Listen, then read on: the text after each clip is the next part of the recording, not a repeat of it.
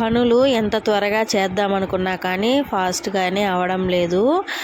Morning 6 కల్లా లేచినా సరే పనులు అనేవి నత్తనడకగా సాగుతున్నాయి. ఎందుకంటే పడుకునేటప్పుడు అనుకుంటాను రేపు మార్నింగ్ లేచి వెంటనే పనులన్నీ చేసేసుకోవాలి, కొంచెం సేపు రిలాక్స్గా ఉండాలి అనుకుంటాను. కానీ చేసేటప్పుడు ఆయాసం, నొప్పులు అన్నీ వచ్చేస్తున్నాయి.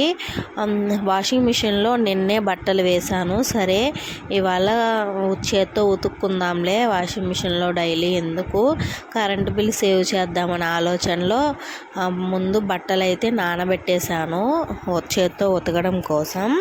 ఇంకా నానబెట్టేసిన తర్వాత మంచు ఎక్కువగా ఉంది, ప్లస్ పిల్లలిద్దరూ ఒకరు మారిస్తే ఒకరు ఏడుపు, ఏదో ఒకటి. మా పెద్ద పాప వెనకాలే తిరగాల్సి వస్తుంది. ఇంకైతే చేత్తో ఉతకడం కుదరలేదు. నైట్ పిల్లలిద్దరినీ పడుకోబెట్టేసరికి 10:30, 11 అయిపోయింది. ఇంకప్పుడు నేను పడుకున్నాను.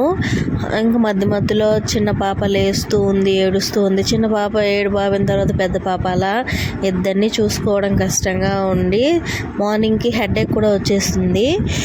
అయ్యో వృధాగా విడిగా నానబెట్టాంలే అనేసి మళ్ళీ పిండి తర్వాత వాషింగ్ మిషన్లో వేశాను బట్టలు. ఇంకా వాషింగ్ మిషన్లో ఇప్పుడు 9:30 అలా వేశాను. అది ఉతికేటప్పటికి 11:30, 12 అయిపోయిందనమాట. 10కి అలా వేసానులేండి. 1 అవర్ అలా పట్టింది. ఆ గ్యాప్లోనే ఇంక బట్టలు వేసేసామా. చిన్న పాపకి ఫీవర్గా ఉందని చెప్పి హాస్పిటల్కి తీసుకెళ్ళాము. హాస్పిటల్ బ్లాగ్ అయితే పెడతానులేండి. బట్టలు ఉతకాలి, ఆరేయాలి, మనం మడత పెట్టాలి.